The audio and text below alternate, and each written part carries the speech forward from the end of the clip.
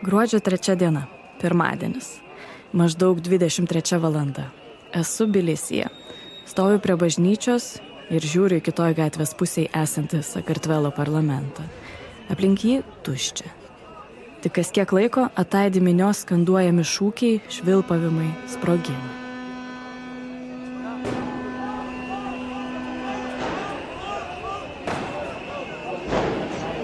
Žmonių nesimato, tik dūmai ir fejerverkai.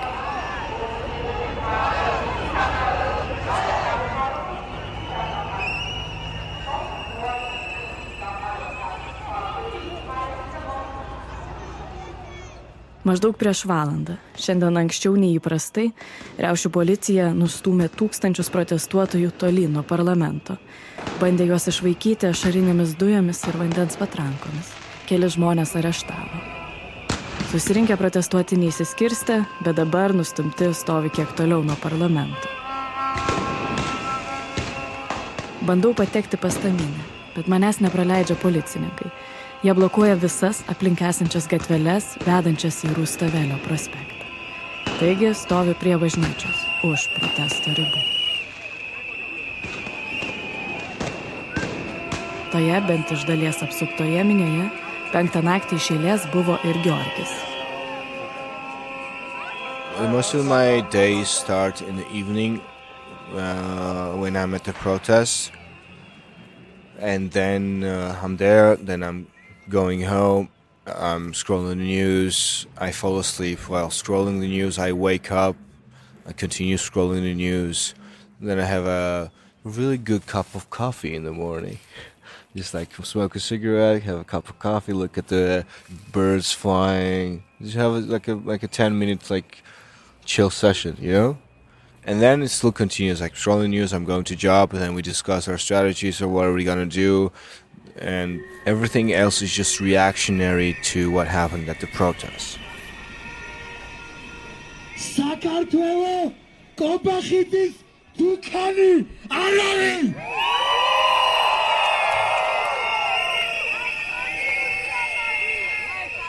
Sveiki, aš esu Sigita Vegytė, o jūs klausotės Nara garso dokumentikos.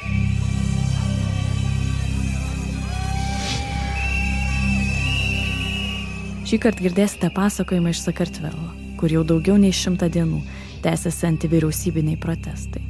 Tiksliau apie savo patirtį juose daugiausiai pasakos Georgis, vienas iš tūkstančių protestuotojų.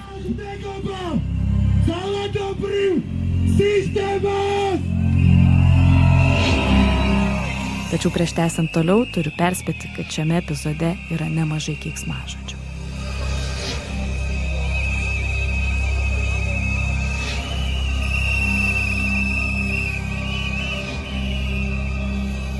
Enough Megabar! Fascistul regimes!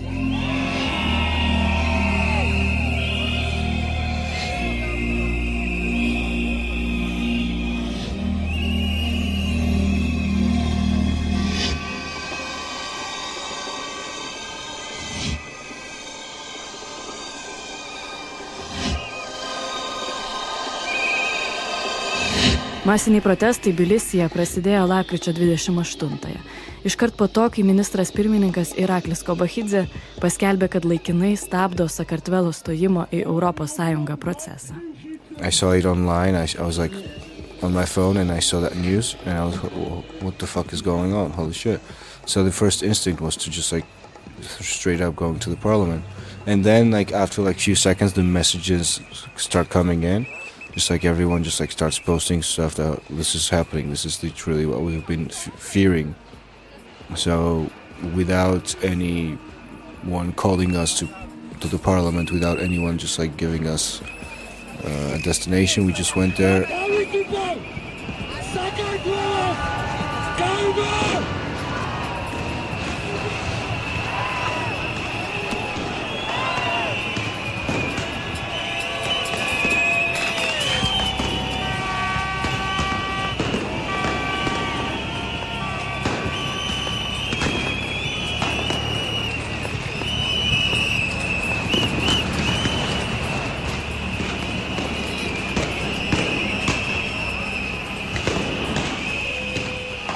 Tada buvo jau praėjęs mėnuo nuo ginčytinų parlamento rinkimų, kuriuos laimėjusi pasiskelbė šalį 12 metų valdanti partija Kartveliška svajonė. Daugybė žmonių su rinkimų rezultatais nesutiko, rinkimus vadino suklastotais ir pavogtais. Tačiau tada, iškart po rinkimų, kartvelai protestavo vangiai. Dažniausiai susirinkdavo vos keli šimtai, daug kas nematė prasmės. Bet lapkričio 28-ąją į gatves išėjo jau kelios dešimtis tūkstančių. Paaiškinimas paprastas. Tie, kurie pasikėsina į narystę Europos Sąjungoje, peržengia raudoną liniją.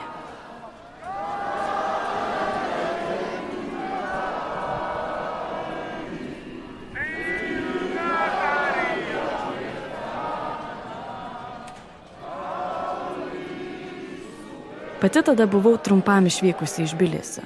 Tik iš socialinių tinklų bandžiau suprasti, kokio masto šie protestai. Rašiau draugams kartvelams, klausdama, kas šį kartą kitaip. Ir iš visų gavau tą patį trumpą atsakymą. Žmonės labai pikti.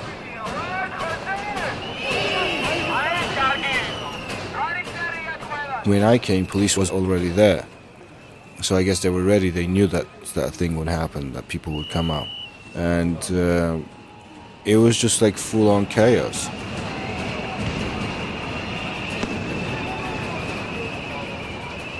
Dar visai neseniai, prieš pusę metų, tame pačiame Rustavelio prospekte policininkai ašarinėmis dujomis ir vandens patrankomis malšino protestus prieš užsienio agentų įstatymą. Ir tai nebuvo pirmas kartas, kai policija elgėsi brutaliai. Todėl dalis žmonių į demonstracijas, kad ir tas negausias po rinkimų, kurias minėjau, atsineždavo dujokaukės, šalmus, akių plovimo skysčių. Bet Georgis tąkart prie parlamento atėjo nepasiruošęs. Some guy just like came up to me and gave me a face mask. And I was like, okay. And I put it on and I went up to the Chichinyaza street where most of the police were there. And they were already shooting water cannons. I saw my photographer friend there taking pictures of people. And then I saw some other friends throwing stuff. Someone also gave me like a little firework thing. So I started shooting it.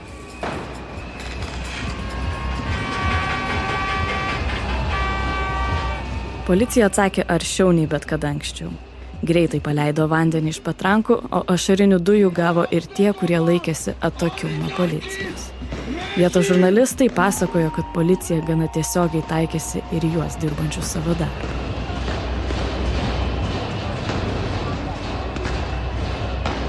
For 3-4 hours it was just like this battle of resilience. People were already starting to break down some like walls of the parliaments.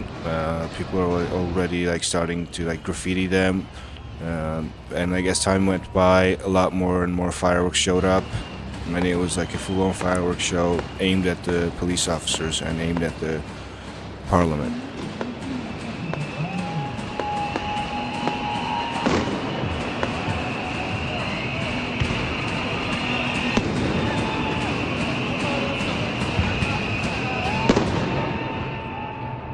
Then I guess like the water cannon got most of the people who were in the front, so we had to kind of like escape because the water itself is not as cold, but like a minute passes by and you're just freezing, and because it's like December, then it's like you're actually like it's so cold that you have to like find some place to warm up or like change some clothes. Fortunately, when I went down, people were already prepared and they gave me some fresh clothes that I actually like went to like a nearest bar and I changed it in the toilet, and then I came back, and then the fighting continued.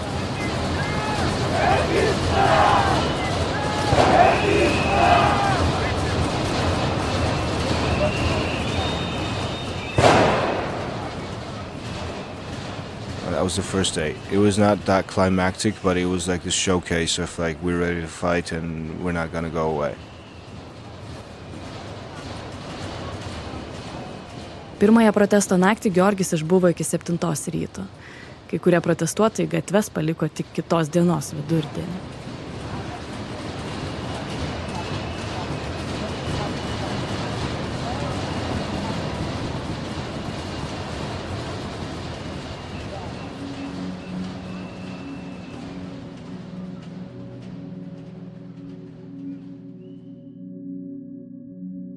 Pirmą dieną policija sulaikė 43 žmonės, bet tai protestuotojų neišgąsdino.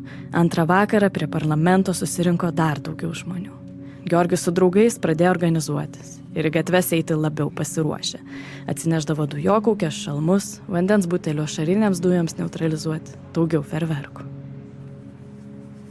Every protest is a continuation of an earlier protest that was happening somewhere else in the world. So most of the times we learn from the experiences of other nations protesting against their authoritarian regimes. And it was Hong Kong protests that gave us inspirations to use fireworks. It was Maidan in Kyiv that gave us inspiration. It was Syrian rebels using tennis rackets to repel the gas things. It's always just referencing other people who have succeeded or might not have succeeded, but they stood up a fight against the regime. So yeah, some people just came with it, just came with the fireworks, and then it was beautiful.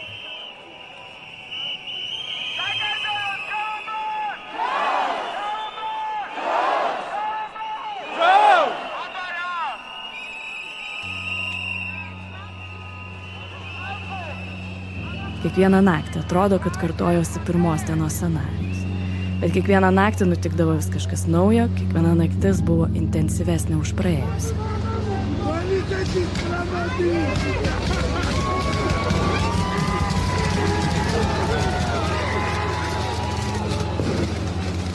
Trečią naktį vienas protestuotojas atsinešė savadarbį ginklą panašų į kulkosvaidį. Spalvota ugnis skrieja į riaušių policiją. Jie atsako vandens patrankomis ir ašarinėmis dujomis, bet protestuotojas išlaiko pusiausvyrą ir šaudo toliau. Georgis stovėjo netoliese. Jis prisimena, kaip visa tai prasidėjo. Policininkas, sėdintis vandens patrankų mašinoje, pasiėmė mikrofoną ir pradėjo rėkti. He gets so mad and he just starts telling us the most devastating, terrible things that you can tell a human. He starts, I will fuck your children, I will fuck your unborn children, you pieces of shit, I will fuck your mom. I'm gonna continue swearing if that's okay. Yeah.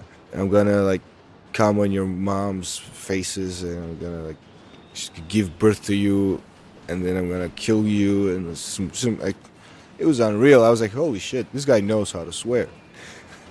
Yeah, I was impressed with this guy.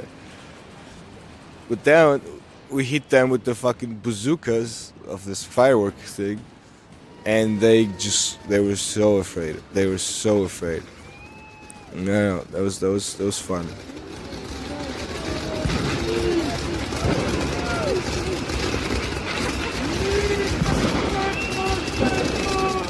Vaizdo įrašas greitai išplito socialiniuose tinkluose. Tapo tokiu tarsi kartvelų pasipriešinimo simboliu.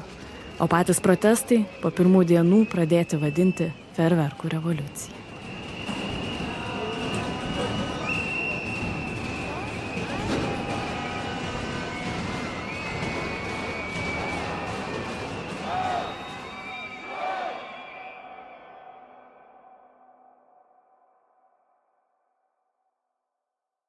Su Georgiu susipažinau dar prieš lapkričio 28-ąją.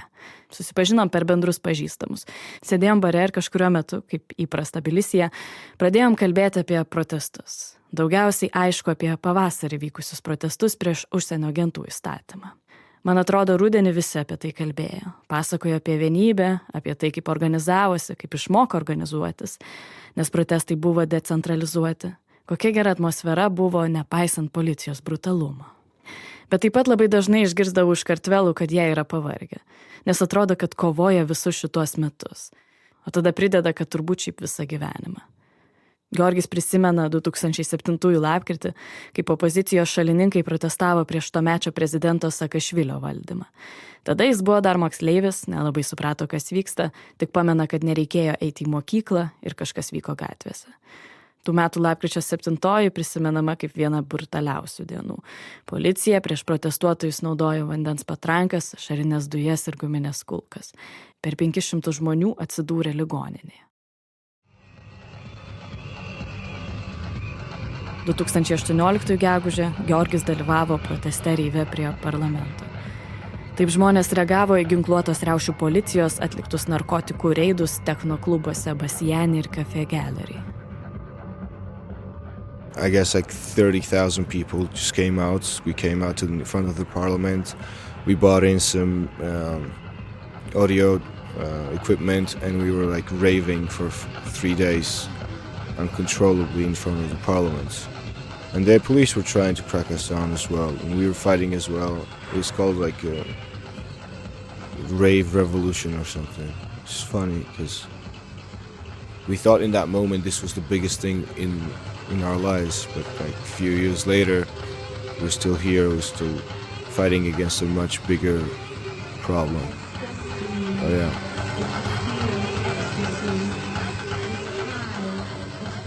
Valdžioje tada jau buvo oligarcho Bidzinos Ivanišvilio partija Kartveliška svajonė. Georgis gerai pamena ir savo pačią pirmąją demonstraciją, kurioje jau dalyvavo prie šios valdžios. Yeah, it was 2013. It was and it was not really a protest, it was a pride.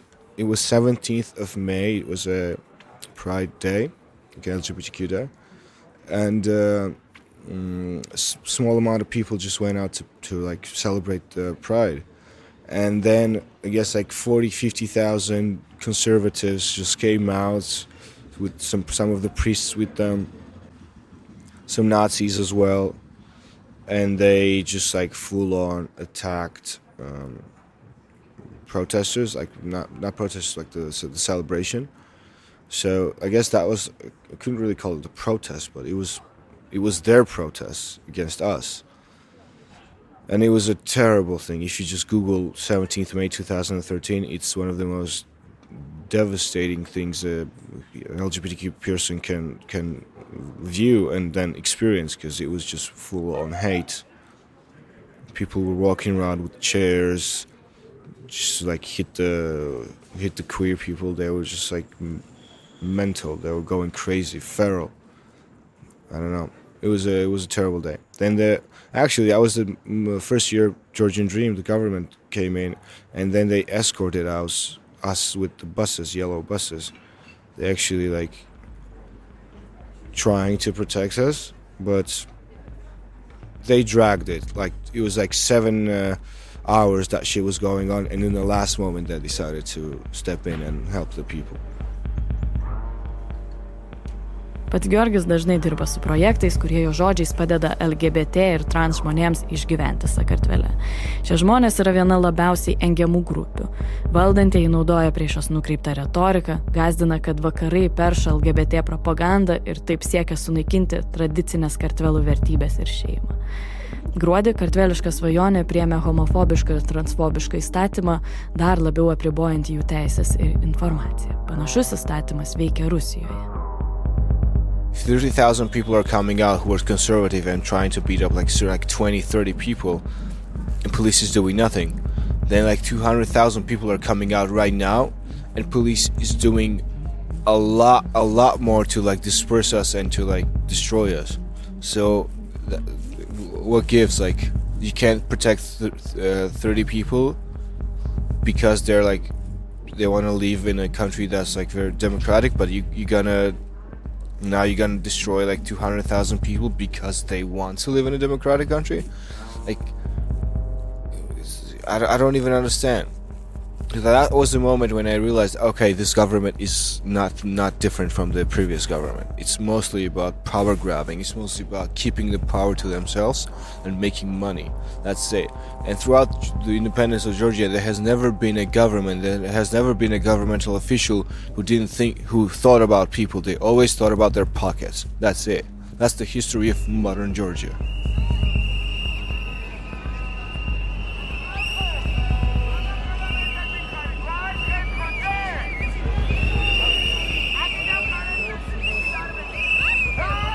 Gruodžio 4 diena, antradienis, 6 protesto diena. Esu Rustavelio prospekte netoli parlamento kartu su ta tūkstantinė minia. Dar nėra vėlų, kokia 8 vakaro. Protestuotojai šaudo ferverkus į parlamentą. Ir vis šviečia kokius nors užrašus ant parlamento pastato, kaip kad pavyzdžiui, kad reikalauja naujų rinkimų. Pagalvoju, kad tai panašu į ferverkų ir lazerių šou.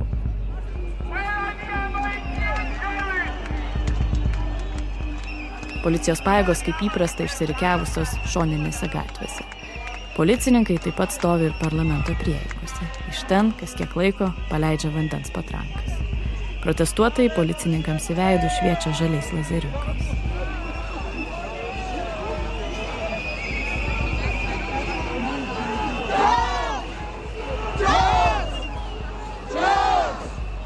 It depends on what hour it is, because for the 2-3 hours that the protests are starting, they're mostly chill, they're mostly just standing, and it's mostly police officers who are not robo-cops, who don't have this like helmet, just standing there. And we try, and with them we try to like have conversations with them in a sensible way, sometimes not sensible way. We're always trying to like bring them to our side, which I think is total bullshit, because the police officer will never surrender his own like this like system. But that's what we do. Then after 2 hours those police officers get tired, so that's when they bring in the robo-cops, and the robo-cops are in a full heavy equipment, and that's when we start to tire them. The more tired they get, the more sloppy they get, the more mistakes they make. And in this moment, that's the strategy, to just make them so tired, because like they can't go to home. But they're also taking amphetamines, which is they makes them not sleepy, so they're getting tired. So they have to just like stay there awake. You know, it's just like crazy. Because it might not be true, though. You know, you never know. But we've seen like videos of like their eyes and how they react to eyes, and we know how amphetamine works because we use them sometimes.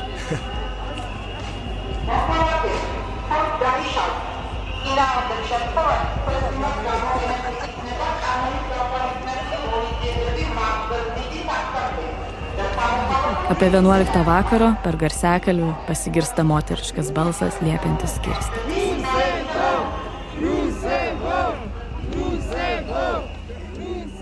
Protestuotojai atsako skanduodami kaip Rusijoje.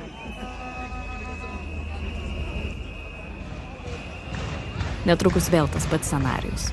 Policija nustumia protestuotojus nuo parlamento. Absoliuti dauguma susirinkusių žmonių atsitraukia. Pajuda tolyn Rustavelio prospektu.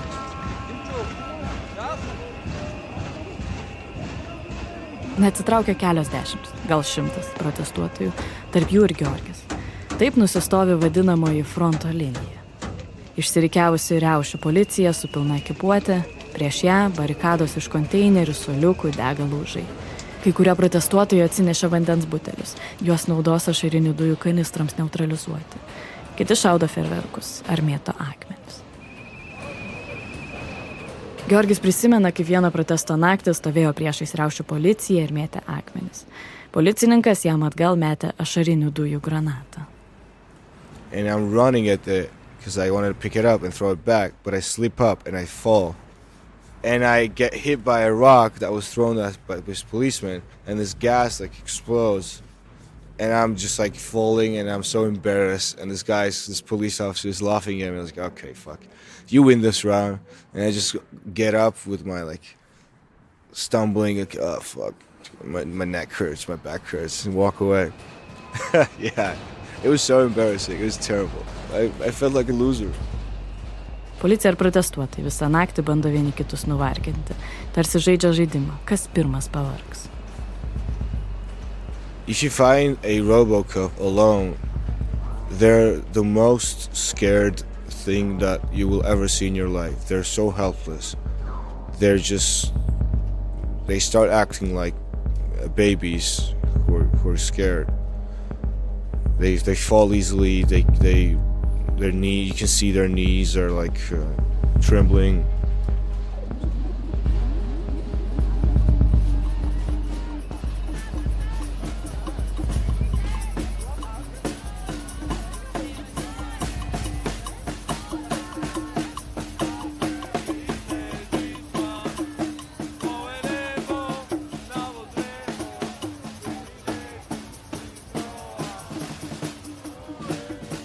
Toliau nuo vadinamosios fronto linijos absoliuti dauguma protestuotojų. Jie laikosi tokių, išsibarstę per visą Rustavelio prospektą. Čia verda toks lyg atskiras gyvenimas. Visur kažkas vyksta. Būrelis dainuoja, vienas vaikinas muša būgną, pagal jį šoka mergina su dujokauke, šefas verda ir dalina sriubą. Netrukus su kopėčiomis pasirodo keli vaikinai. Jie lipa ir numušinėja gatvėje iškabintas kameras. Visi randa ką veikti ir atrodo niekam nekyla klausimas, kodėl antradienio naktį jie leidžia gatvėje.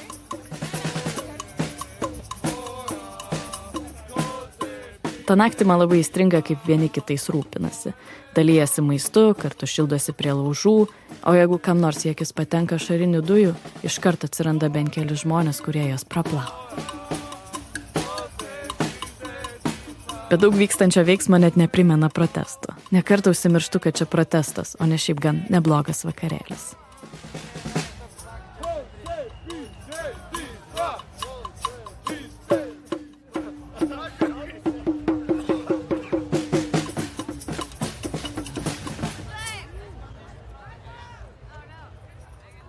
Ateina 5 ryto, stovi su draugė Eva, kalbame su žmonėmis, kurie dalyja arbatą. Esam toli nuo fronto linijos. Aplink mus nėra nė vieno mėtančio akmenis. Iki čia nesklinda net ir akis ir nosį graužiančių dujų kvapas.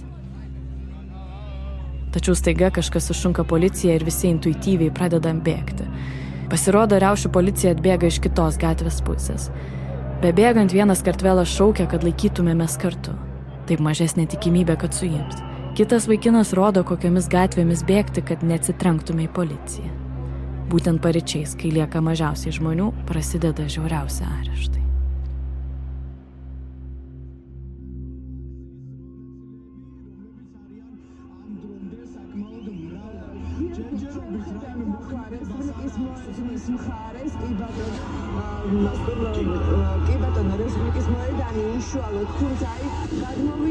Mums pavyko pabėgti, į policiją neatsitrenkė. Išvažiuojam su taksi. Mieste matom labai daug policijos. Atrodo, kiekvienoje gatvėje stovi bent po mašiną. Nejauku, bet grįžus namo atrodo pagaliau saugu.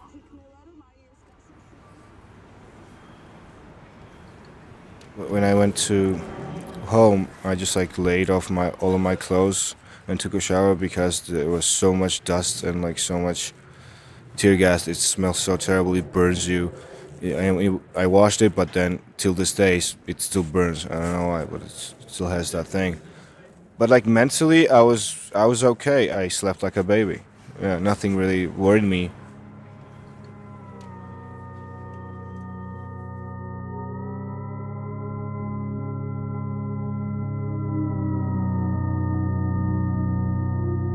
Kartveliška svajonė antivyriausybinius protestus dažnai lygina su Ukrainos Maidanu, atkartodama prokremlišką naratyvą, kad jį organizuoja išorės jėgos, tai yra vakarai.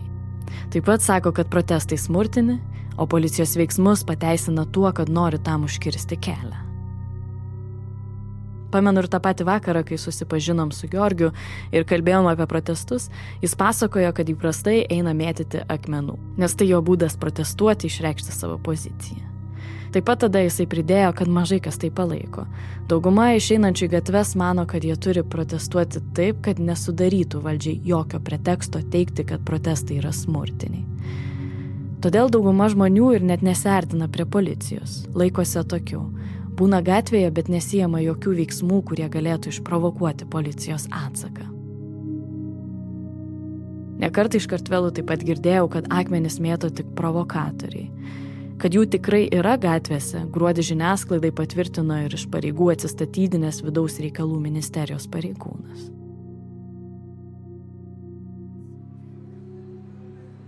I don't know. I don't enjoy violence. It's just... I can't even call it violence, to be honest. I'm just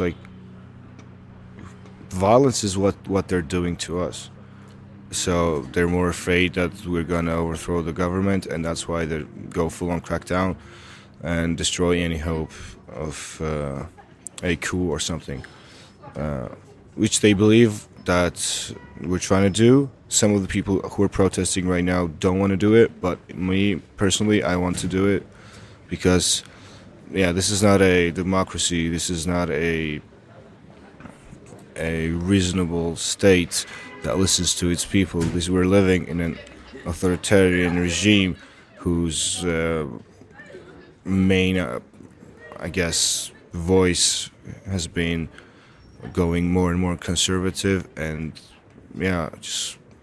I hate them with my full heart, and that's why I'm going out there. That's why I'm throwing stuff. That's why we're organizing some things, and I think they deserve it. They truly deserve it. They deserve all the hate coming from us, and they deserve to be punished for it, because they've been punishing us for the past 12 years.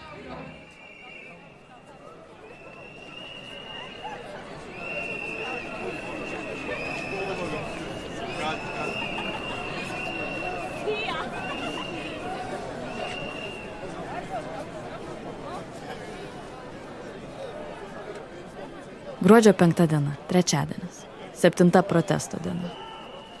Kaip ir kiekvieną vakarą esu prie parlamento.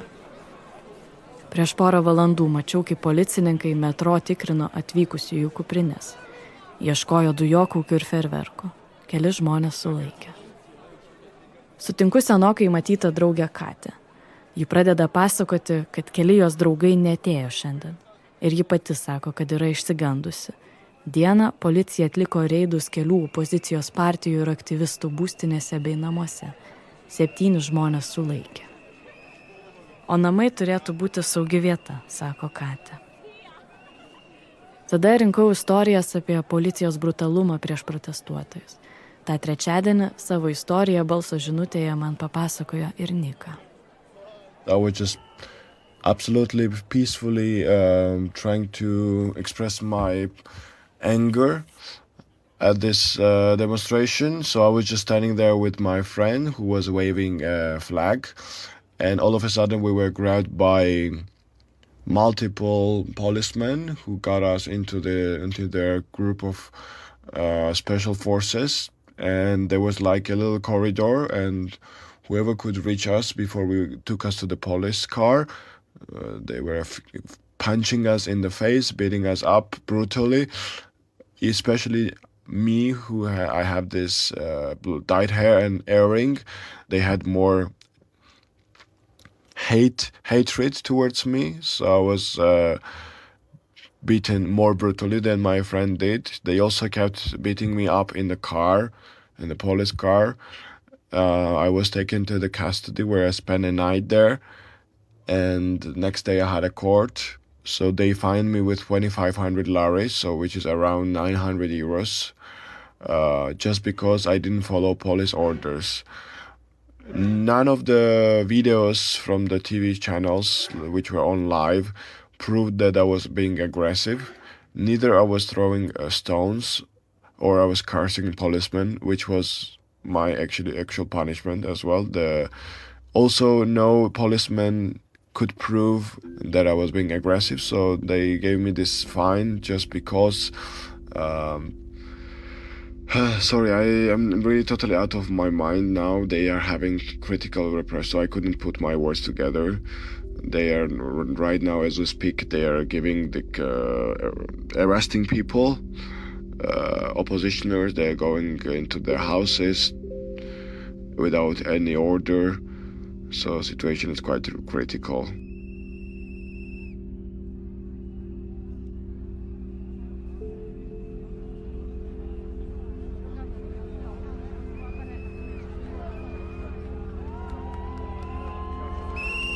Ta trečiadienio vakarą policija stovėjo ten pat, kur visada, bet iš vietos nepajudėjo. Nebuvo ašarinių dujų ir vandens patrankų. Iš protestuotojų pusės praktiškai nebuvo ferverkų.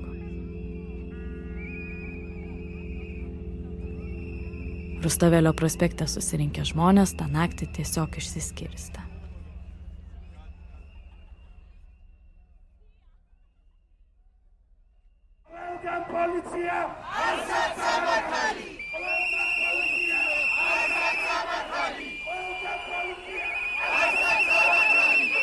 Policija visur, teisingumas niekur. Skanduoja kultūrininkai prie kiekvienos policijos būstinės. Taip jie bando atkreipti dėmesį į policijos brutalumą ir nebaudžiamumą, reikalauja paleisti visus suimtuosius.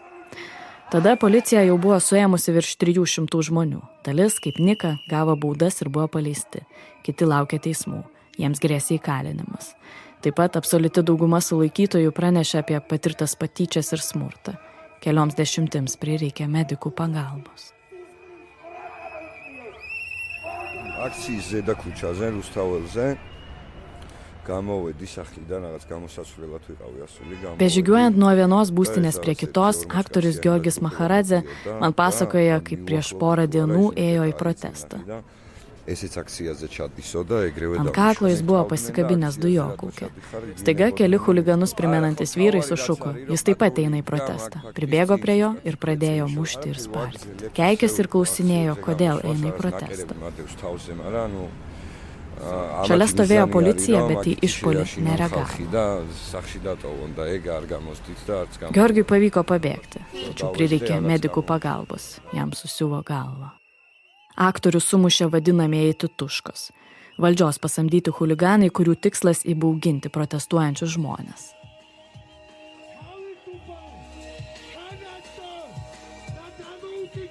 Kartveliška svajonė pakeitė taktiką ir pradėjo žmonės bauginti dienos metu.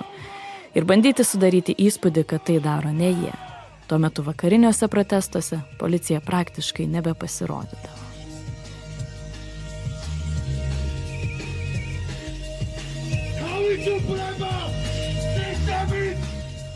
Pirmą vakarą, kai policijos nebuvo, su draugais nusprendėm praeiti gatvę, kurią jie visada blokuodavo. Vietoj policijos stovėjo moteris. Jeigu gerai pamenu, ji buvo apsigaubusi ES vėliavą. Ji mums pasakė geriau nekilti šią gatvę į viršų, nes ten mūsų lauks tituškos. Nežinau, ar ji tikrai žinojo, kad ten jie yra, bet mes nėjom. 2 days ago, I woke up and there's a lot of calls on my phone, like it's blowing up. I'm like, what the hell is going on? And I look up and I guess they caught someone with the same name that I have. And I was like, wow, holy shit. Now, just like looking at the information that they caught someone with your name it's kind of weird to like, just like, you get disoriented and you're like, wow, okay. They'll eventually come to me. They'll eventually catch me as well. So that's when the real fear kicked in. And I had some plans of like, if they come to my house, how will I escape? How create an escape plan to jump off the window and just run away, or like, I was strategizing in the sense of like protecting myself more than strategizing in the sense of how we should overthrow or like protest or like make them like fall back on what they said, or like, I guess like starting new elections. Like it was more about myself. It became personal. When before that it was not really personal, it was about the country. But when it becomes personal, then you kind of have this like sense of fear in you. Yeah, the anger is still there, but I guess we're more rational in a way of like strategizing or like fighting in a more different war than a physical war.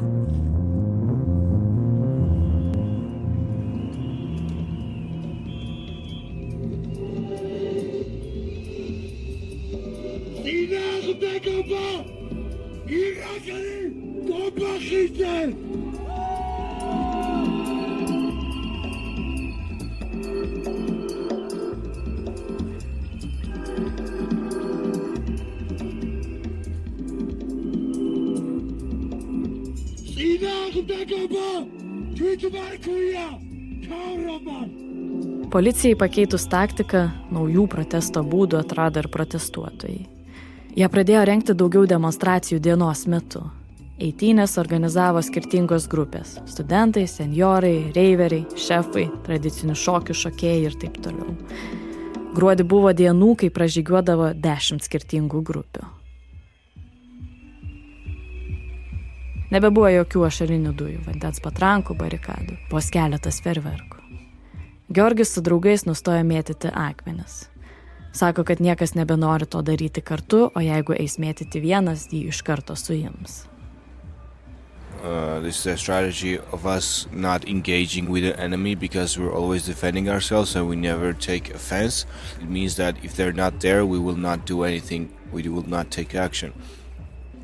And in my opinion, that's a really sad story because for the last couple of days we're just standing there observing, nothing really goes on, and the protest ends earlier than it's ended before, unfortunately, and it has turned into just like what the opposition said, like the media outlets who were broadcasting that this is like a peaceful protest, like it has become a peaceful protest. In the first few days it was not a peaceful protest, but now we're just standing around, and I have a terrible feeling about it, that every day less and less people will come out and the hype will die down and Georgian Dream will get the win at the end of the day. I'm still staying a little bit optimistic because there's still a lot of informational war, and there's still the protests became a lot more than just like in the streets.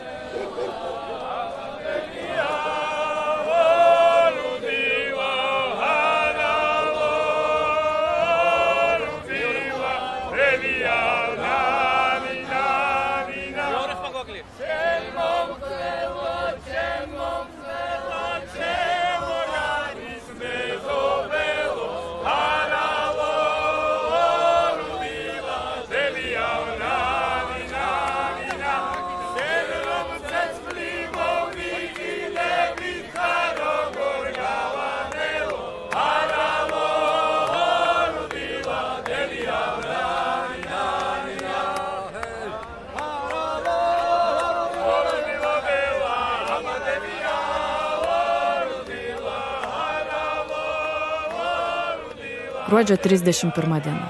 Naujųjų metų naktis. 34 protesto naktis. Per dalį Rustavelio prospekto nutiestas stalas. Ant jo kartvelai sunešė ir sudėjo savo gamybos vyną, čečą, kinkalius, chačiapurius, desertus. Netoliese kepa šašlykas, kitur šefas verda sriubą. Rustavelio prospekte milžiniška šventė, arba kaip kartvelai vadina, supra.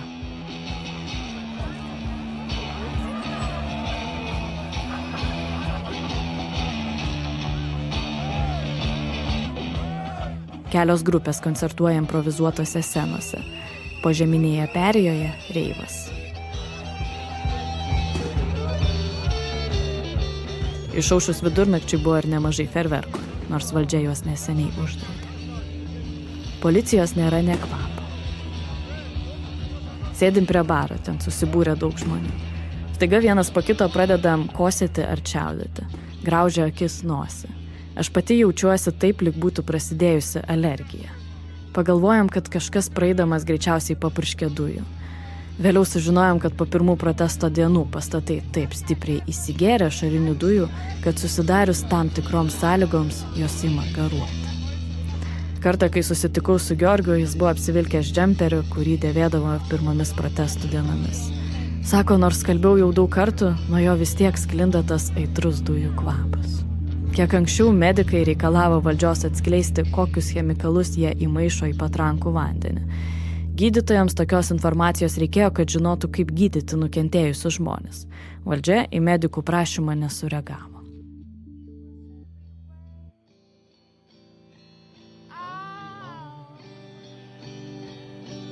Like hell for love, T for T. Tačiau atrodė, kad į Rustavelio prospektą tą naktį grįžo viltis ir vienybė.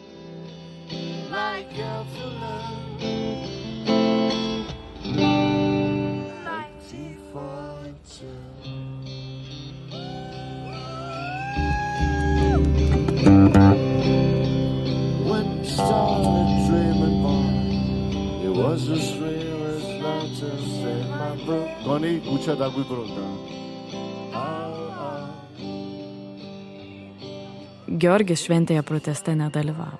Naktį priešais įsivėlė į muštynės. Yeah, so I was at a bar. It was like 4 a.m, I guess. I was about to go to my friend's house. he had a house party. But then I saw my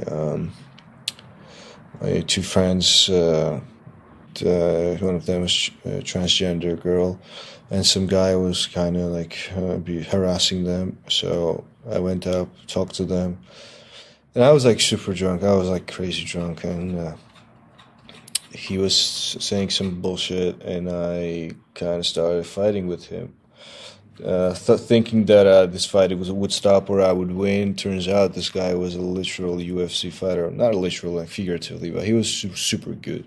He was so good that I couldn't land one punch. He beat the shit out of me straight 2 minutes. He was beating me up. And he was like, I'm telling you, he was like Islam Makhachev or like Ilya Topuri or something, you know? Like, I don't know who, Conor McGregor was beating me up.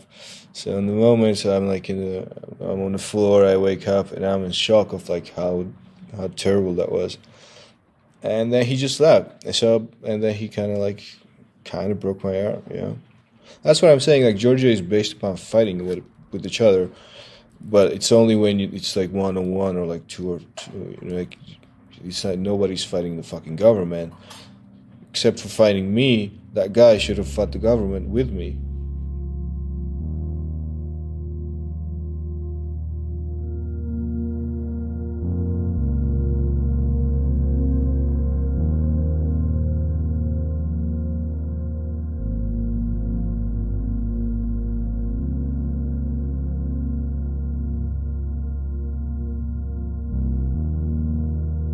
Jau grįžus į Vilnių su Georgiu dar kartą susiskambinau vasario pabaigoje. Protestai vis dar tęsiasi, nors ir nebebuvo tokie masiški kaip pirmomis dienomis. I don't show up every day, but I'm still there for like maybe 3 times a week, 4 times a week, maybe a little bit less, maybe a little bit more. But yeah, basically protests have turned into this showcase, which it was in the beginning, but there was a lot more people who were like violently protesting, but now it's just like people just walking around the streets yelling some quotes from some books, and I mean it's not working. Most of them is just like wasting time. Yesterday was a little bit bigger because our opera singer guy was not let into to sing in some museum, in some like opera or some shit. So he did it in the street or something, and they came out. I didn't really go out. I'm tired of those like performative protests. I hate it, those performative protests, and that's all it is right now. It's all performative.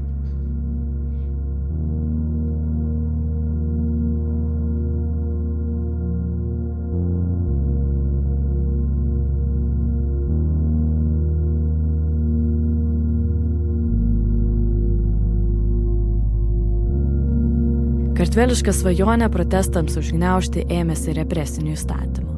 Uždraudė viešuose susibūrimuose dengti veidą, naudoti lazerius ir ferverkus. Daugelį dabar taip pat pasiekia baudos už tai, kad stovėdami gatvėje jie blokuoja eismą. Bauda siekia apie 2000 eurų, 3 kartus daugiau nei vidutiniškai Kartvelai uždirba per mėnesį.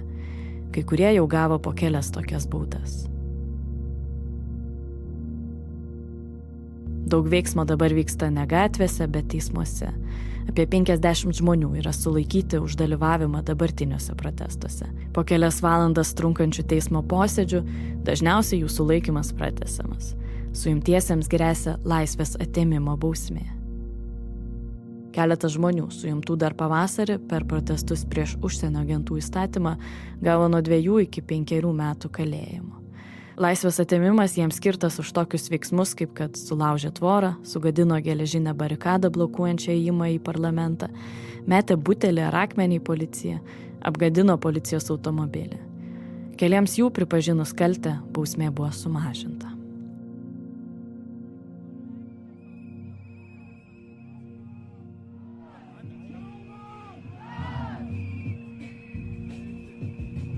Tačiau keli tūkstančiai žmonių vis dar išeina į gatves kiekvieną vakarą. Protestas tęsiasi ilgiau nei 100 dienų.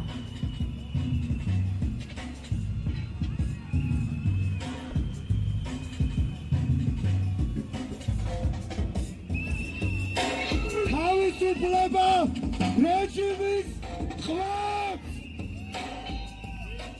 Girdėjote Nara garso dokumentiką. Jos autorė esu aš, Sigita Vegytė. Redaktorius ir garso dizaineris Adomas Zubė. Savo balsą įsirašiau Nacionalinės Martyno Mažvydo bibliotekos garso įrašų studijoje. Garso režisierė čia dirba Justina Šimonytė. Labai kviečiu užsukti į Narą tinklalapį, ten rasite Denio Vėjo fotografijų iš protestų Tbilisyje. Taip pat ten pat rasite daugiau mūsų pasakojimų, analizuojančių tai, kas dabar vyksta Sakartvele. Šiuo metu dalyvaujame projekte Perspectives, kuris mums leidžia finansuoti šią ir kitas publikacijas. Ši iniciatyva būrė rytų ir vidurio Europos žurnalistus ir yra finansuojama iš ES fondų. Ačiū, kad klausėtės ir iki kitų kartų.